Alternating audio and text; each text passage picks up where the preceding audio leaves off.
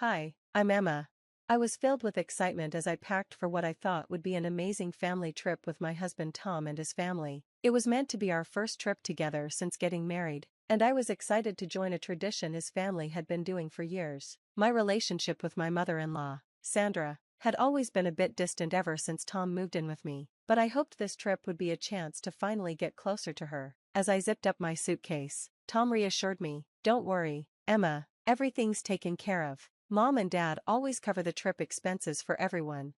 But, the day before we were set to leave, Sandra asked me to join her in the kitchen for a quick chat. Her tone was casual, but her words were anything but. "Emma, I know you're new to the family, and I just want to clear something up," Sandra said, avoiding eye contact. "You're not really family yet, so you'll need to cover your own expenses for the trip."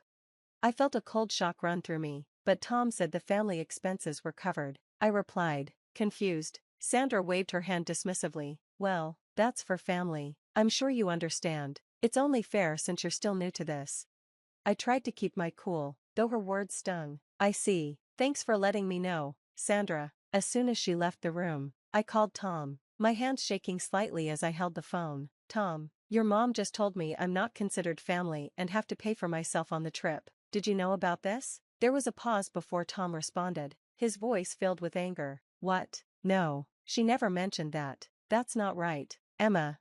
We talked it over and decided we couldn't just let this go. It wasn't just about the money, it was about the unfairness of it all. Later that night, as we lay in bed, Sandra's words still weighed heavily on my mind. Tom squeezed my hand and said, "We'll figure this out, Emma, together." Little did Sandra know, we had a plan brewing. A plan that would show her we wouldn't be pushed around or left out. We were ready to take a stand, right in the heart of this family tradition. The next morning at the airport, things were about to take an unexpected turn. As we drove there, the tension in the car was thick. Tom kept glancing at me, his jaw clenched, eyes flicking between the road and me. I could tell he was just as upset as I was, maybe even more. He reached over and squeezed my hand. "We're not letting this slide, Emma. What Mom said isn't okay." I nodded, my stomach in knots. "I know, it feels like she planned this, telling me at the last minute." "Yeah," Tom agreed with a heavy sigh, "the timing is cruel." After a pause, he added, "Listen, I have an idea." I looked at him, my curiosity piqued despite the weight in my chest. "What if we just go somewhere else, just the two of us?" Tom said, his voice cutting through the tension. "We can still go to the airport, but take a different flight." His idea echoed in my mind. At first, I was surprised, but then a feeling of excitement crept in. Was he really suggesting we ditch the family trip and go on our own adventure? "Exactly," Tom said, his eyes lighting up for the first time in days. "Let's book a flight to San Francisco. We've talked about going there forever." San Francisco? I thought about it. It was a bold, spontaneous move. It felt rebellious, but also completely right. It wasn't just about escaping the family vacation. It was about reclaiming our own space as a couple. "Let's do it, Tom. Let's take back our honeymoon phase that she tried to ruin." Tom pulled out his phone and started browsing flights while I drove. We found a flight to San Francisco, leaving at almost the same time as the family's flight to Hawaii. With just a few taps, our secret getaway was booked. "We'll still go to the airport with everyone," Tom planned aloud, like he was solving a puzzle. "We'll check in together, but when it's time to head to the gates, we'll make up an excuse to split off. Maybe we'll say we're grabbing coffee or something." I nodded, the plan coming together in my mind. "And then we just won't show up at their gate, we'll go to our gate instead." "Exactly, and once we're on the plane, I'll text Mom. I'll tell her that since you're not considered family, we decided to do our own thing." It was simple, bold, and empowering. That night, as we packed our bags, the sting of Sandra's words still lingered, but the thrill of our upcoming adventure overpowered it. We were really doing this. The next morning at the airport, the usual pre-flight chaos buzzed around us. Sandra was busy handing out boarding passes, her voice loud as she went over plans for the trip, completely unaware of our secret. The family chatted excitedly about the beaches and activities in Hawaii, while Tom and I exchanged knowing glances. As we walked towards the security line, Tom leaned over and whispered, "Ready for this?" "More than ever," I whispered back, surprised by how strong my voice sounded. We were stepping into a new chapter, one where we weren't just following someone else's rules or expectations. This time, we were writing our own story. The airport was alive with activity, Families, travelers, and crowds rushed about, each lost in their own plans. As we rolled our suitcases through the sliding doors of the departure hall, the air was filled with announcements and the excited buzz of people heading off on their adventures. Despite the chaos around us, I felt calm. We were finally doing something for ourselves. My heart raced with a mix of nerves and excitement as we walked through the airport, each step reminding me of the bold choice Tom and I had made. We stayed close to his family, blending in with the usual routines and the lively chatter about their vacation plans. Sandra, fully in vacation mode, was handing out itineraries and barking last-minute instructions, oblivious to the rebellion brewing right under her nose. "Everyone, remember, we're meeting at gate 24, Sandra called out, her voice carrying a note of authority over the noise. We nodded and responded without thinking, playing along as we prepared for our secret plan. The plan was simple, but bold. As we neared the security checkpoint, Tom leaned in and whispered, "Ready for the coffee trick?" I nodded, feeling both tense and excited. "Let's do it." After clearing security, the family headed straight for gate 24, but Tom gently tugged my arm, leading me toward a nearby coffee shop. "We're just grabbing a quick coffee," he called out casually to the group. Sandra barely gave us a glance, too focused on gathering everyone at the gate. Once inside the coffee shop, we waited until the family was out of sight, then made a quick, quiet exit in the opposite direction, heading toward a different part of the terminal. My heart pounded as we looked around to make sure no one from the family could see us. It felt like something out of a spy movie, sneaking through the airport with our own secret plan. When we found our gate, the relief was immediate. The departure screen confirmed our flight to San Francisco, and we finally sat down, feeling a little more at ease. Tom pulled out his phone, hesitating for just a second before typing out the message that would cut us off from the family vacation. "Mom, since Emma isn't considered family yet, we decided it's best to do our own thing this time. We're heading to San Francisco instead and we'll spend the week there. We needed to do what's best for us right now. I hope you understand."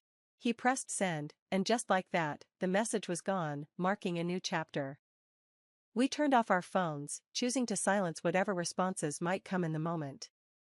The relief was immediate, but there was also an underlying tension, knowing we would have to deal with the fallout later. As we boarded the plane, it felt like stepping into a new world, a space where we could finally breathe, free from the expectations and disappointments that had weighed us down.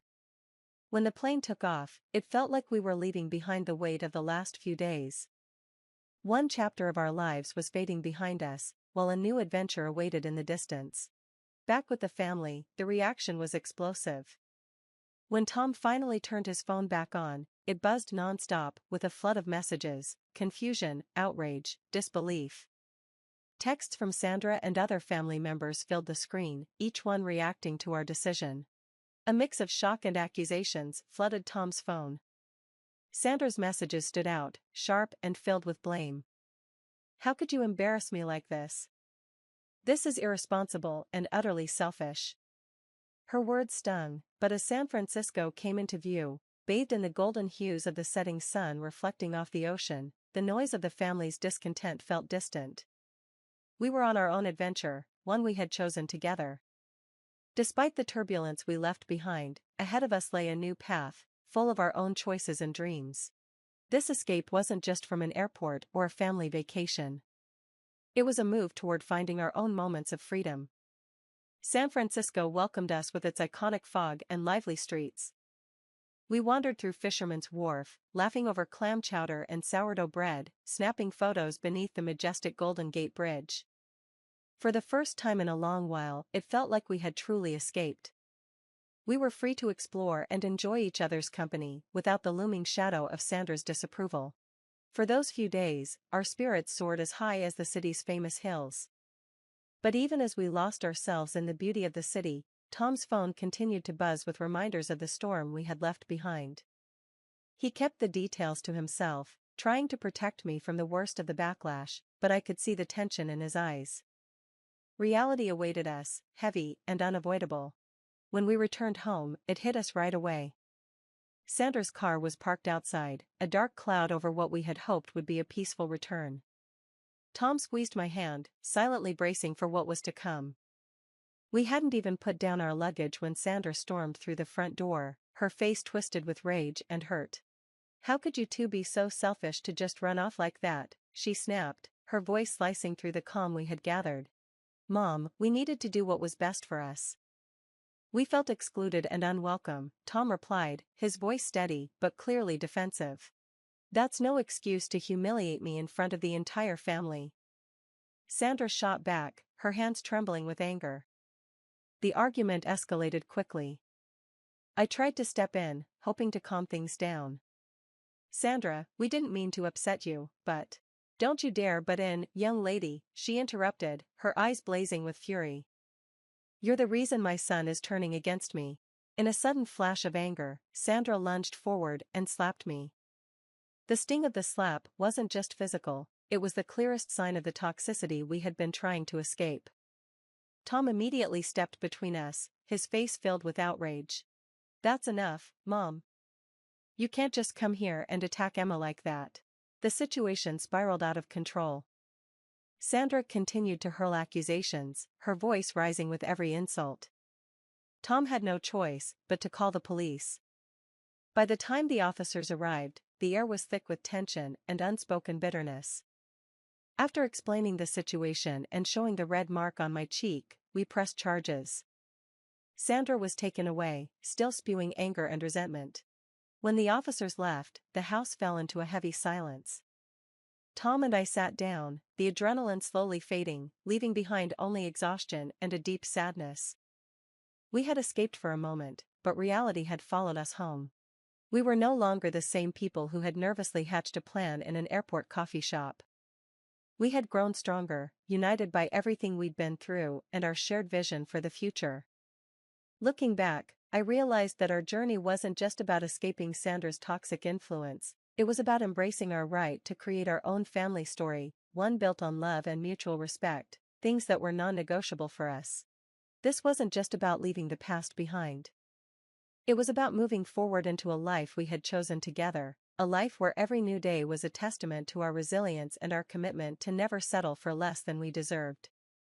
As moving day approached, I glanced at the packed boxes around us, a symbol of our readiness for a fresh start. This wasn't the end of our story, it was the beginning of a bold new chapter. A chapter filled with hope, peace, and the promise of building something beautiful, on our own terms. As we closed the door on our old life, we stepped confidently into our future, ready to write our own narrative. And that's the end of our story, everyone. Now, I want to ask you, do you think it's justifiable to cut ties with family members if they continually disrespect your boundaries? I'd love to hear your thoughts and experiences in the comments below. If this story resonated with you and you want to see more content like this, don't forget to hit that like button and subscribe to our channel. Your support helps us continue sharing these stories. Let's keep the conversation going in the comment section.